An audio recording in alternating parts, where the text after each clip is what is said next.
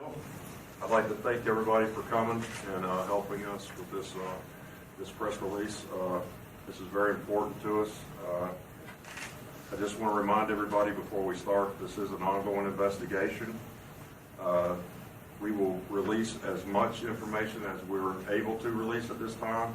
That will be done with Sergeant Young in his briefing. There are certain things that we cannot talk about, but we will be as open as possible. The main purpose of this press conference is to get the family's picture out again, keep it alive in the media, ask for help from the public, and we would also like to speak and or hear from the family member of the father of the children that are missing at this time. So we appreciate you coming, giving us this opportunity to present this case, and without further ado, I will present Sergeant Young. My name is John Young, Detective Sergeant, Chickasha Police Department.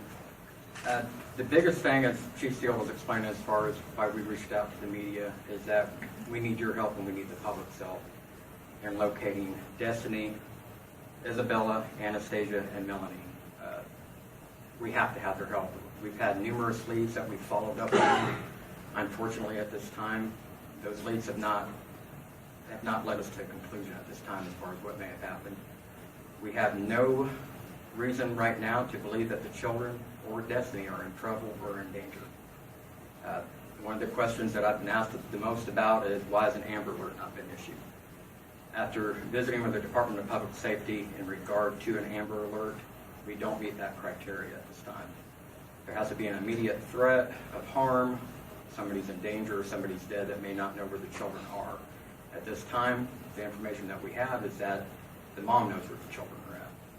4 of them have not been accounted for or seen since July 3rd of this year. Ultimately, as far as how the Chickasha Police Department became involved in the missing persons case, on July 3rd, the evening hours, I believe it was around 6 p.m. or so, the father of the 3 children and Destiny's ex-husband, David Kazort, had tried numerous times to reach the mom in regard to the children's whereabouts so that he could have them for the July 4th weekend. There had been attempts made over the weekend by Dad to make contact with her. That hadn't really led up to any resolution as far as when he was going to get the children. Law enforcement got involved. They went out there on July 3rd, which was a Monday, in the evening hours around 6 p.m. Attempted contact was made at the apartment and nobody would come to the door. We never could ascertain if anybody was inside the apartment or not. From our leads and our investigation at this point, Destiny was at work on July 3rd at the Dollar General in Elgin from approximately about 6 p.m.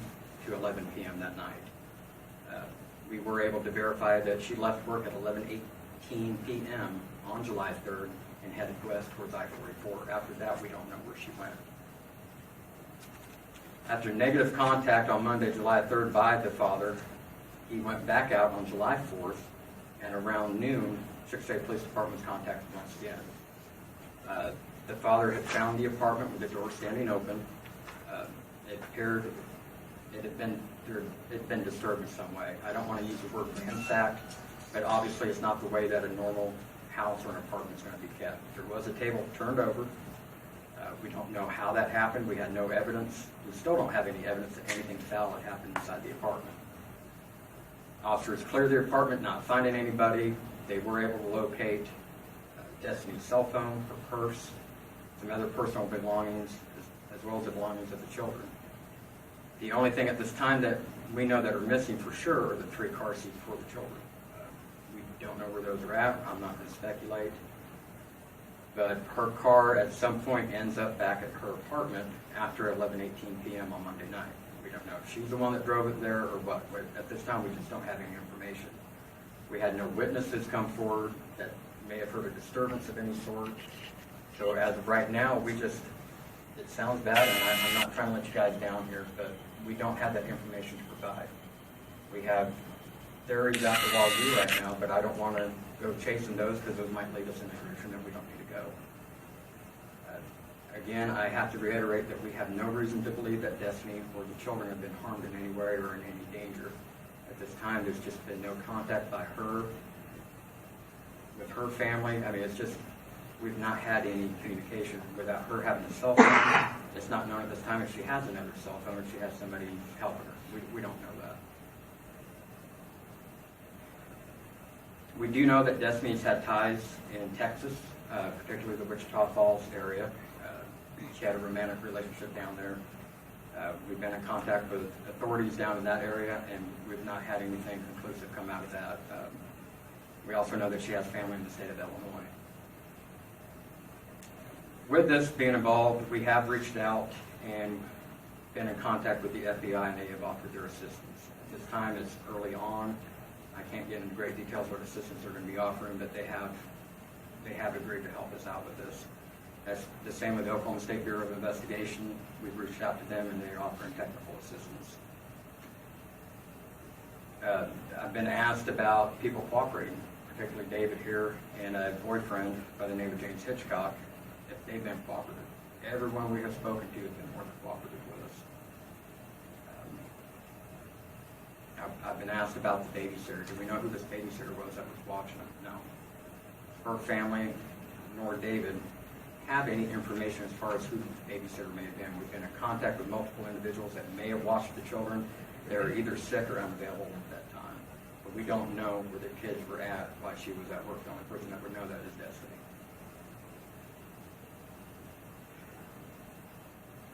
As far as her car being left behind, what does that mean? That's been asked a couple times. I can't speculate what that means. There's numerous things that could be there. The one thing that has struck us as odd is the fact that the 3 car seats for the children are missing. We don't know what happened. Could they have been dropped off with a babysitter and just not returned to her? We don't know. That's definitely a possibility. As far as if we believe they're still in the state of Oklahoma, again, that is not something that we know at this time. We had followed up on more than a dozen leads from all the way up in northeastern Oklahoma, down south in Durant, Lawton. I mean, it's just, we've not come up with anything. As far as sightings at Walmart's, we've been able to have people view that video and it's not going to be her. That doesn't mean that she's not been to a Walmart. And that's the biggest thing that has kind of been beat over my head, is that we have to have the media's help in this, and we have to have the public's help in this. Because at this time, unfortunately, we just don't have those investigative leads right now to give us a conclusive answer as far as what has happened. We've got the contact information up there. Detective Jillian O'Brien is the lead investigator on the case. She's standing right there. She's waiting for you guys. It's been a little slow going with getting information from the public. That is the main reason, again, why we're here. We've reached out to the media last week, and we're reaching out again because we're not getting those leads that we need right now. We're not getting that information. I would like to throw out that legally, Destiny is not in trouble at this time. The biggest thing that we want is for her to come forward and let us know that she and the children are okay. For whatever reason, if she did take off with the kids, I'm not concerned about that right now as much as I am more so concerned that she and the children are okay. That is our biggest concern as law enforcement. And I'm not going to speak for the father, but being a father myself, that's the biggest thing I'd be concerned about right now, how my babies are. At this time, without me rambling on a little bit more, I would like David to come up and speak a little bit if you don't mind. Yeah, like he's saying, we're just, there's a whole lot that we don't really know. You know, there's a whole lot that I don't really know. They try to keep me as informed as they can. So I'm sure there's a lot of times that they don't, you know, really have anything to tell me. It's nerve-wracking, you know, because they live with me, and I go to work, I come home, they're always there. Now I go to work, I come home to an empty house. You know, it's just worrying all the time. You know, because you just don't know anything. You don't know if something's wrong. You don't know if they're just all right, but you know they're just somewhere else, or there's no telling. You know what's going on. You try not to fear the worst or think bad things, but if you don't know, it makes you nervous and scared. I would say if they're watching this, or if their mother's watching it, or somebody else that's involved is watching or knows anything, they just get hold of the police department so they can let us know so we can figure out, you know. I mean, even if it's, yeah, you know, we got the the kids, everything's okay, but we're not going anywhere. Well, okay, just as long as they're all right. You know, that's the main thing, just knowing that they're okay and that everything's all right. You know, I really don't know what else to say. So I just miss them a lot. I love them. You know, if they're seeing this, I hope they know that. You know, but yeah, I don't know. I don't know what else to say.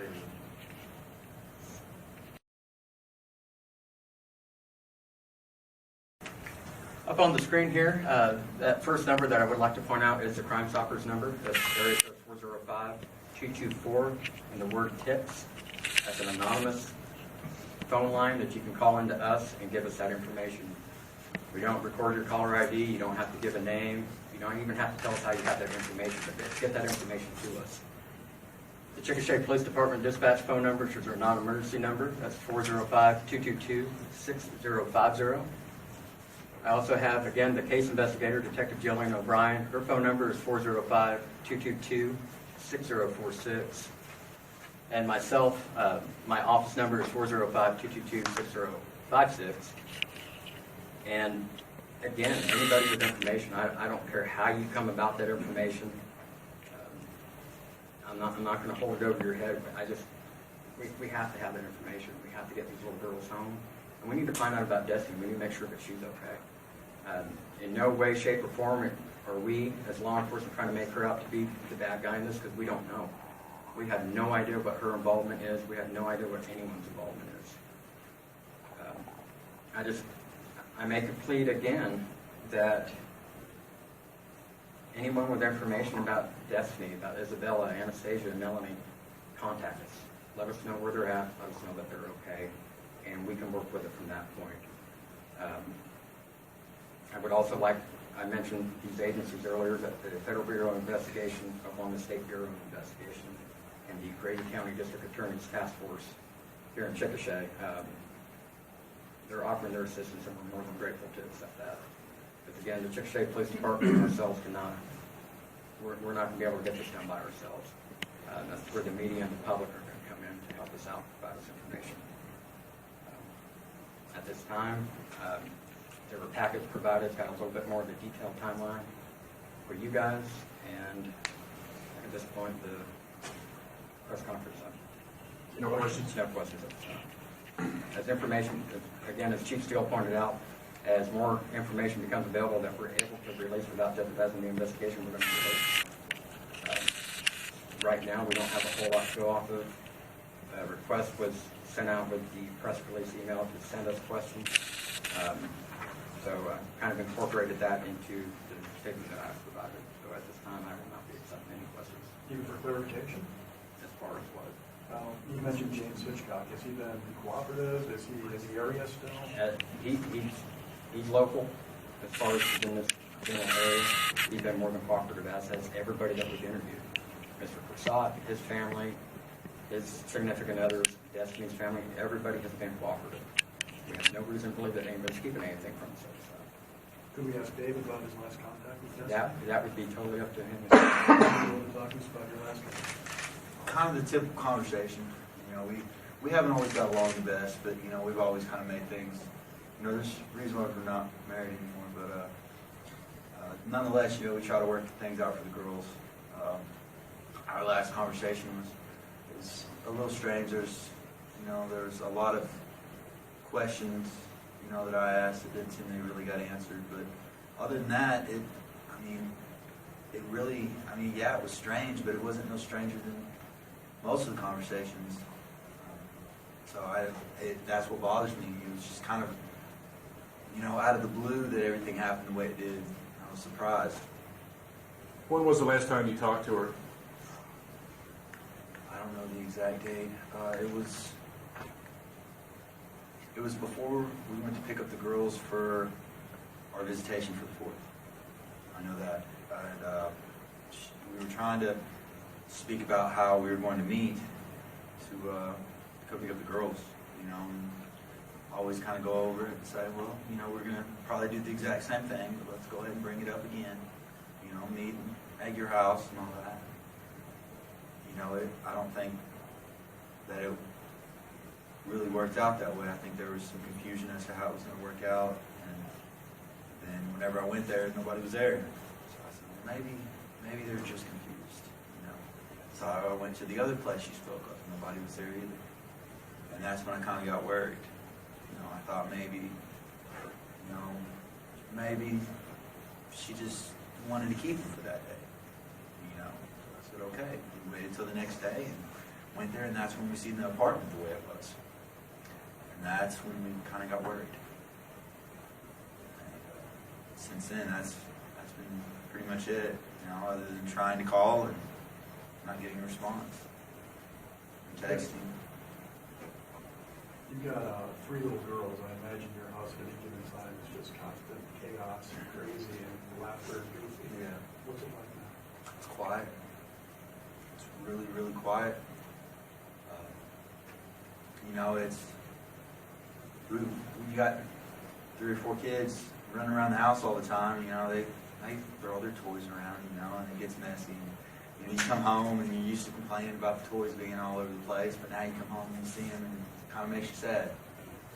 Because they've been there in the same spot for a while now. The kids have picked them up, moved them around. There's no new toys. It's all the same. One of the girls has a birthday coming up. Yeah. How do you feel about that? Oh, well, we got her presents already, so she's watching this. We got them, And as soon as everything gets figured out, she gets back, we can go ahead and have her birthday. So, Tell us about their personality. Each girl. oh, they're real bubbly, they bunch of little girls, I think the funniest thing is they'll get to playing with their toys and they'll play house or something. And then one of them will get to arguing with the other one. And so no, that's not how that happened. Or, you don't say that. Gotta tell them, play nice. Play nice. But it's just funny to watch them bicker back and forth at each other because it's like they're so opinionated now. And they used to just kind of look at you when they had a question. Now they got all the answers. So you hadn't seen them for about 2 weeks, is that right? When was the last day you might remember seeing them when you gave them to her? Was it the day before the 4th? Maybe. It was either the 2nd or the 3rd. I think it was the 2nd. When they came to pick them up. Maybe. I apologize. So you saw them you saw them the weekend before the 4th? Yes. Okay. Yes. Tell us a bit about Destiny. Does she have any drug issues or anything weird going on with her? Not that I currently know of. I mean, I wouldn't let the girls go with her if I thought she had any kind of stuff like that. There's a lot I don't know.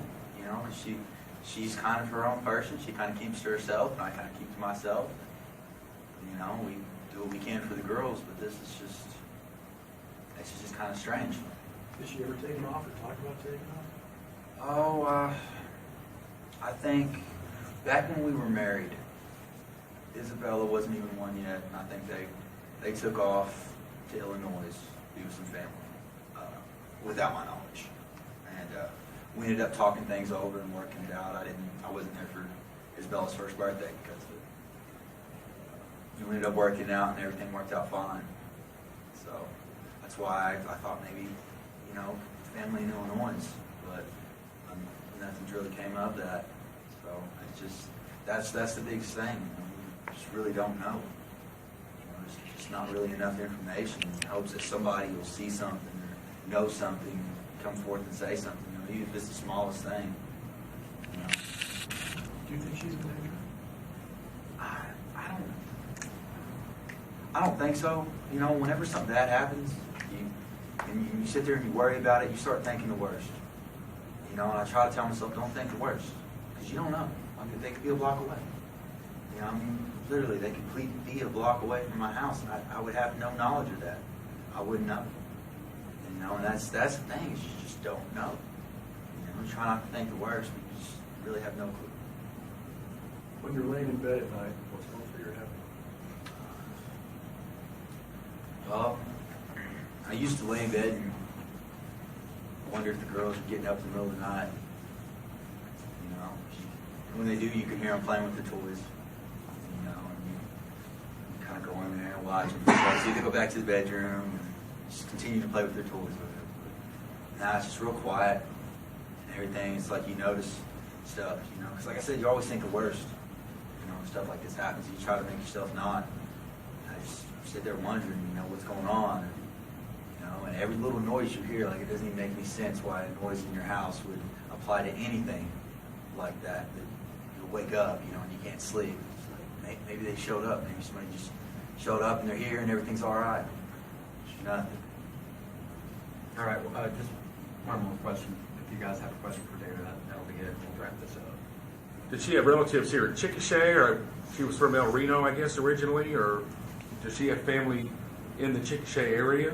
To my knowledge, she's originally from Miko, but she has family in Chickasha and And family like Miko. mother, daughter, sister, brother? I think she's got sisters. She has a younger sister that lives in Chickasha, but I think her mother actually lives outside of Miko. So And that's have, my knowledge. have you had contact with them yourself? I haven't. I wouldn't even have a way to get a hold of them. All right, thank you, everybody.